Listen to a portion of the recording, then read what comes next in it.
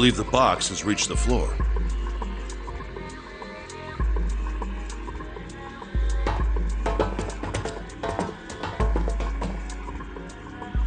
You know, speaking of experiments,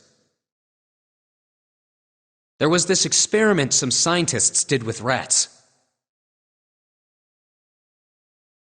First, they took a squarish C-shaped tank and filled it with enough water that the rats could drown in it. The tank has 2 exits. Just to make it easy, we'll call one A and the other B. Exit A is pitch black, so dark even a rat can't see anything. But exit B is electrified, which means the rat can't leave through it. So, what would a rat do if it was put in this situation? Which exit would the rat choose? B, of course. The rat has no way of knowing that exit B is electrified. Exactly. The rat goes to exit B. Of course, like I said, it's electrified. Which means the rat can't get out that way. So, after a lot of trial and error, the rat finally finds exit A. I can't say that's very interesting or relevant. It's simply the story of a laboratory experiment.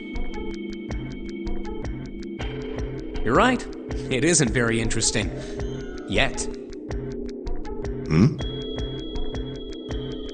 See, these scientists repeated this experiment over and over, using hundreds of different rats over several generations. This produced some surprising results. With each generation, the rats took less time to find the correct exit. Eventually, a rat was put in the tank who instantly chose exit A without even attempting to go to exit B. But that wasn't the most impressive part. The same experiment was conducted in another laboratory, far from the original one, with the same results. No, on second thought, the results weren't really the same. The rats in this second experiment began the trials with significantly faster times than the first rats in the initial one. These rats weren't related to the others and had never even come in contact with them. And yet, they all easily found their way to exit A as though they already knew. What did it mean? Are you suggesting something like telepathy? They were passing information to one another through some undetectable medium? How the hell would I know? I'm not any kind of scientist. I don't know what made him do that. But I do know that story's true. And if you've got another explanation, I'd sure love to hear it.